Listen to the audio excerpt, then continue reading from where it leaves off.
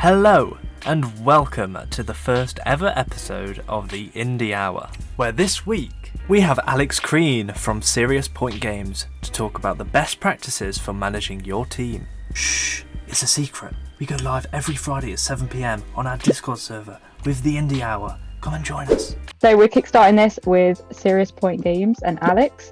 So Alex, if you want to join onto the stage.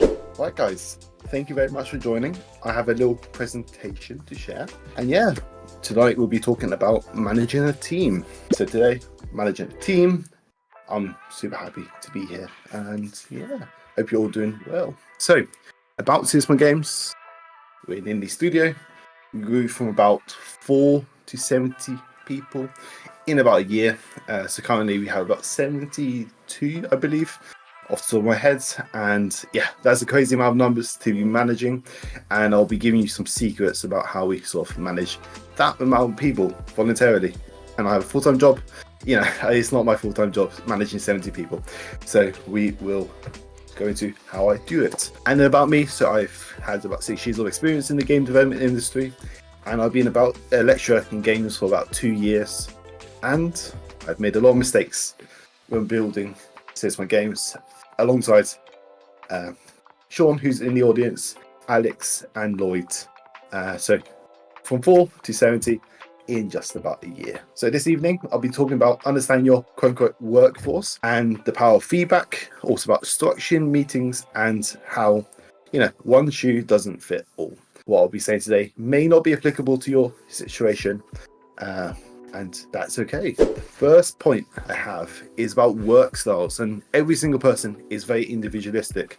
You know, I personally like a lot of freedom. I like my own time, but people would love to socialize and things alike. So everyone's individual, and the same goes for when you're actually working on the game. And yeah, I've got 2 scenarios here. So person A likes structure. They work on a typical routine and are reliable to produce work if provided with a reliable source of information. Person B likes flexibility. They work well and often come up with creative solutions when given the freedom to explore different approaches. They thrive on variety and adapt quickly to changes. And just to test the waters a little bit, how would you set a deadline for each member? So person A and person B. And have a little think. Well, as you answered the question, I think person A, I would ask the deadline to the structure he has. Like, it's more constant, right? Like in constant intervals, like always setting a deadline within a time frame that they can like ask to the structure, ask to their schedule in a timely manner. Like 2 weeks, always 2 weeks, always 2 weeks. And with person B, like it's more flexible. I will check on them on their work, but give them like a larger time frame and make it like shorter or larger depending on what she or her, or he is showing us, showing their progress, right? And like be more communicative with them, because overall, since they're more flexible, they want the freedom, but also we want to know how are they progressing so we can set the deadline accordingly, right? Absolutely, that is a brilliant answer. Well done, Pacho. That is really, really good. And yeah, I agree for, you know, wholeheartedly. You know, whilst it depends on situations, for instance, narrative is totally different to 3D modeling.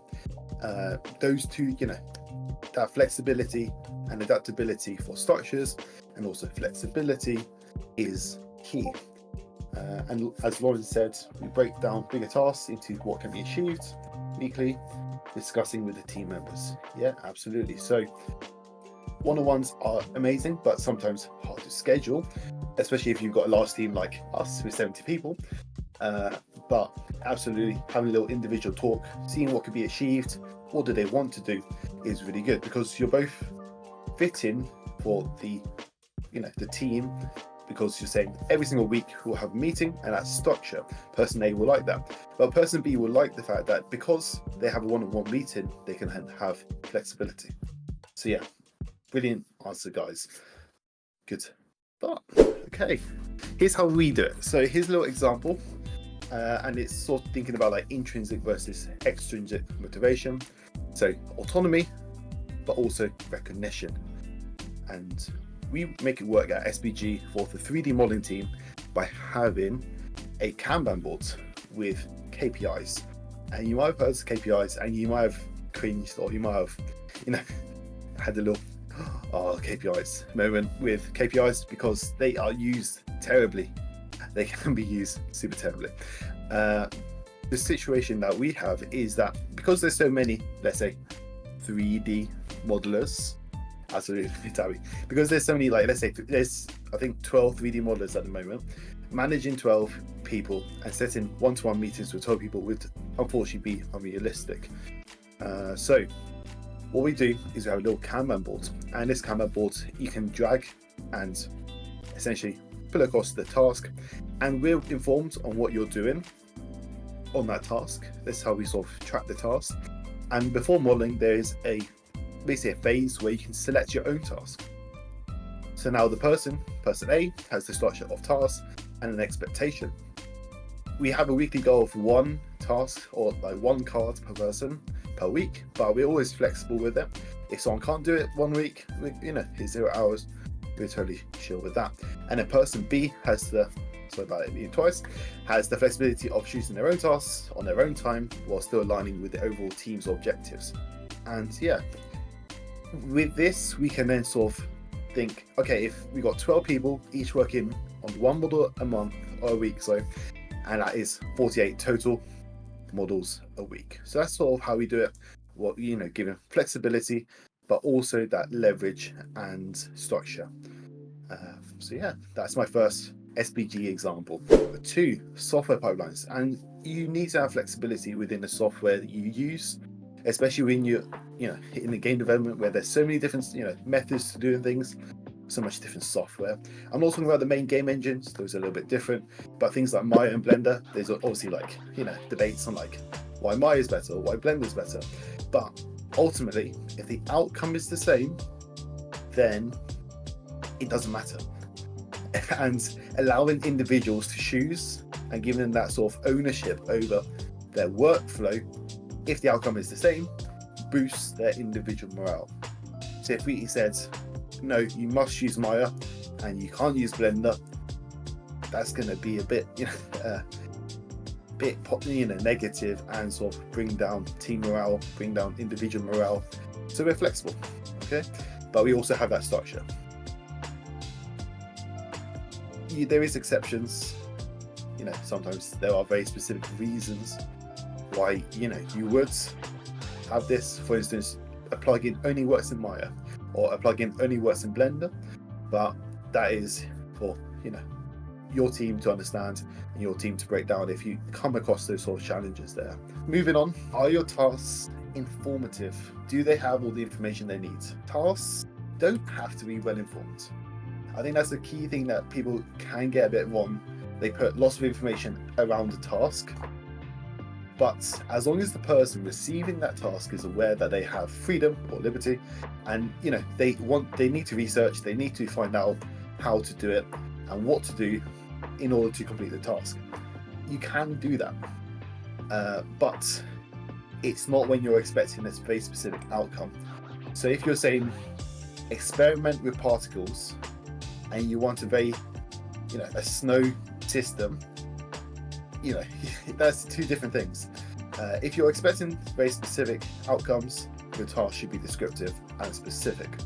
And this first bit here is mainly for things like pre-production. That's when I would mostly use it.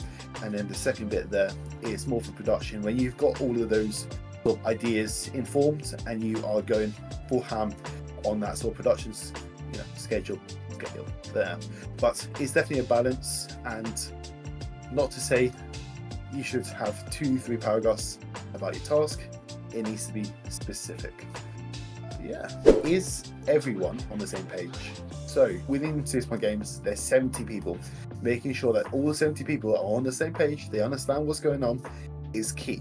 We use SOPs, and SOPs stand for Standard Operating Procedures.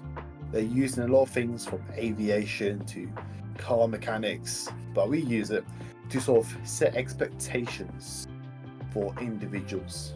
Next up, living documentation. So this is a term, but in the software development industry, and it's used a lot with like behavioral driven development. And if you don't know what that means, it's okay. You don't need to know what it means. But living documentation, it grows with your development. It isn't traditional. It isn't a static document, which is a piece of paper that doesn't change. It grows with your processes. At SBG, we use Millernote for this. So that's the two main software we use. We use Lark for Kanban boards and task tracking, and Millernote for all of our information, our living documentation, which sort of serves as the single source of truth. And so any information is on the Millernote, and anyone can have access to what sound is doing, what animation is doing, what environments are doing, all the different departments, so they can find the information that they need easily and quickly. So that's what we use. Millernote is also super collaborative. You can see here that you have little notifications, and you can also see who's online, and it's super handy when you have 70 people and they need information. Is all there. If you make a good living documentation when you start, it will help out a lot when you are 11 months, 12 months deep, and there's so much information that you don't know where to store it all. It's all on the Millernote, and there we go. No information is lost. But yeah, I'll move on. The importance of feedback. So people really thrive when they receive good feedback. They feel better about their work. And as you can see here, here's some results. Because we use Discord for our team communication, we can luckily track keywords like this, and you can see the numbers of things there. And this is probably about over a year periods. A lot of messages, a lot of feedback given, and sort of giving feedback is super important. I can't emphasize the importance of it. But yeah, using positive keywords, making sure the environment that you're working in is positive, is another key way of keeping your team morale up and sort of producing and keep on going. And that's sort of needed in game development, where a production could easily be 2, 3, 4 years. That team morale is super important there, especially for a quality outcome. But how? So there's 3 main ways that we can approach giving constructive feedback. One of them is a sandwich, we'll get onto it, but the first one is self-assessment. So self-assessment is great because we can ask the person who's made the work, what was your favorite? Why do you like choice A over choice B? And then they can explain it because they made the work, they're attached to the work, and then they can explain what they prefer personally.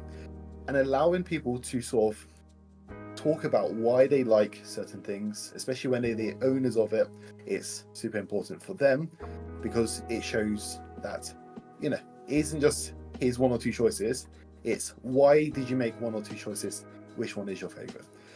So that is one way to do it. The second way is a feedback sandwich. So you merge positive comments within a constructive comment, and this constructive comment needs to be actionable. So we'll go from there. So positive, constructive, and then positive/support. And then this is a little example of self-assessment. I love A more personally, but what do you think? Just asking questions like that goes a long way. And yeah, this is vital for ensuring that people are actually happy with sort of getting feedback and producing more work once they have got initial feedback. And just to emphasize the importance of feedback even more, how would you feel if you produced a really good piece of work that you felt was amazing, and then someone like me, like upper management, quote unquote, says, yeah, no, this is nice, not bad at all for you. You can maybe increase the contrast on that artwork, but it's a good piece of work, good job. This technically does follow the feedback sandwich, but what is wrong with it? Yeah, I think the problem is like it's backhanded, right? Like it's telling you good job without really like addressing it. Like you can maybe address the contrast, but it's not specific. It's not telling you more about it. It's just like, oh, do this and that. It's like it's backhanded because it's not all bad for you. It's like what does that mean, right? It's like my standard is not good, so when I do good, it's like not bad at least. Yeah, it's like the little technicalities of it that has certain like condescending, right? Like the tone is wrong. It's not very specific. It's like the support is like an afterthought, right? Like increased contrast, but good job, right? It's not supportive. It's just like, oh yeah, I have to do this. It's just following a format without putting the humane side of it. Putting not human emotion and not human empathy on it, right? Absolutely, that is 100% correct. And as caller Minaz said, yeah, it does feel disingenuous. We can break it down. So, yes, no. You're saying positive and negative. That's a bit of a, yeah, no. It's almost like that's not bad. Like that's sort of common. It doesn't feel nice. And then this sentence, this bit here, not at all bad for you. You're sort of comparing them with other people, and you're not making, actually, like, it is condescending. It is absolutely condescending there. And yeah, this is not actionable. Okay, and then we're moving on from feedback to then structuring meetings. And this can be really, really challenging, okay? Because you can have 2 people in a meeting, or you can have upwards of 250 people in a meeting. And to me, any team in a meeting more than about 20 people is super unproductive, and you just have half the audience just sat there in silence. Yeah, it isn't beneficial because of how many people there are. You can't feasibly ask everyone their opinion on a certain topic or thing, and that's really important to ask and include everyone. What's your thoughts on the next steps, right? So I think even 10 people is probably pushing the numbers, but 20 people, absolutely impossible. So at 6 Point Games, what we do is we have sort of team meetings within each department. So 3D has their 3D meeting, narrative has their narrative meeting, and individual teams have their own meetings, and they all feed back onto the department leads. The department leads have a singular meeting each week, and then that's sort of how we roll with it. And then we feedback from the department leads, we resolve any issues, and then we feedback. It does introduce a little bit of a hierarchy, but when you're managing over 70 people, it can be difficult. And this is the sort of way that we've made it work without having too much hierarchy, without having, and still having that structure there. And each department lead meeting occurs after all the team meetings have occurred, which is on the Thursday. But yeah, that's how we sort of structure the meetings at 6 Point Games. Next up, so when in a meeting, if you're asking for people's opinions, don't just ask one person. Don't just pick one person and move on. Ask everyone on their thoughts. And there's a technical term for this in sort of teaching. It's called PPP. So it's pose, pause, and pick. So if I say, what is a meeting? I then wait, and then I pick. When you're using pose, pause, pick, you can sort of go from this. Amanda, what did you do today? To, in a few minutes, I'll start by asking everyone their achievement for the day. I'm going to be starting off with Amanda. Okay, so that's sort of how you can implement PPP, pose, pause, pick. And so therefore, Amanda knows that they are going to be chosen, and they also know that in a few minutes, that is going to be a question that they have to reply to in front of maybe 10 people. Which is a daunting task for some. It can be a really daunting task to voice what you've done, voice your opinion on something. If I say, what's the weather? Everyone can have a think. The weather's cloudy. Okay? But then you pick individuals and they have their answers. It absolutely builds up really good communication, relationships. It makes everyone involved, makes everyone feels like they have a place there. And that is really key, because when you have dominant voices in a classroom or even in a game development group, this can really be an issue, because you're relying on one or two people to always speak for the class, and it doesn't really help for diversification. Obviously speak for the whole team essentially. But yeah, this is super important and super well meaning. And then everything I've sort of mentioned is team morale and sort of building up really good relationships, really good positive attitudes to work. And yeah, here's a little example. Hey friends, can I get some notes? I really got into the red and gold vibe, but I can try out more variety if you all want.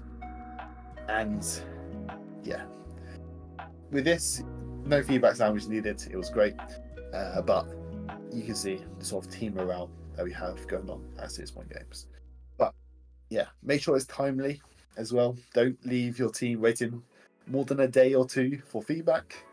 And then when you do give feedback, make sure it is good. And my closing remarks is adaptability is key. One shoe doesn't fit all. So what I've said today may not actually help you out. It may help you out a lot. It's up to you. I don't know your situation. But the key thing to remember is that you will make mistakes. All of this is from making mistakes. You will feel anxious, upset, angry, and sad. It's all part of the process. You'll have some real emotions when you're leading a team that you're really passionate about. It's unfortunately just the case. And yeah, that is my closing remarks.